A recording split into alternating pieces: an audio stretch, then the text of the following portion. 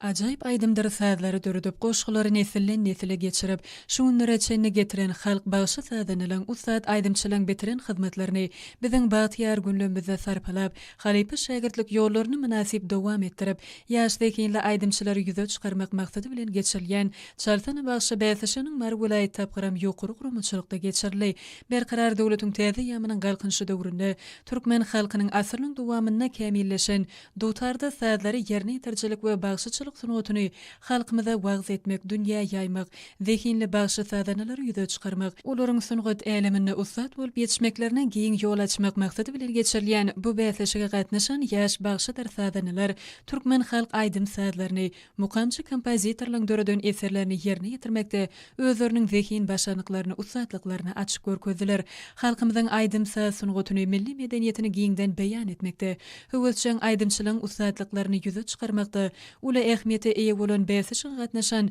dutarçy bagşy sazanylar hoşa wada şirin mukamy besinin çykyşlary bilen täze taryhy döwrümizde halypy şagirdlik ýörelgesini dowam etdirýänliklerini aýdymlygy bilen suwd etdiler. Toý öwüşgünleri bilen ýokary derejede bezelen sahnanyň ruhy welentligini goşulandyran çykyşlar vilayetde milli saz sunugutymyzyň ösmegini, gadym senedimiziň baýlaşmany goşun goşýan zekinlen kändigini göz ýetirmäge mümkinçilik berdi. Çaltana bagşy atly bu bäsişikde öňe saýlananlar bäsişiň döwlet derejesindäki jemleýici tapgyryna gatnaşmagy hukuk kazanylar. Bäsişige gatnaşan bagşy sazanylara sowgatlar dabaraly ýagdaýda goşurylyp, bäsişige gatnaşanlar ak arzuwlaryň hasyl bolýan ýurduny, milli medeniýetimizi we sunugutymyzy dünýä ýüzünde dabarlandyryp, ýurdumyzy ösüşleň täze belentliklerine anamly öňe alp barýan gahrman arkadamyzy, arkadaly gahrman serdarymyza ruh aşyklary arzu etdiler.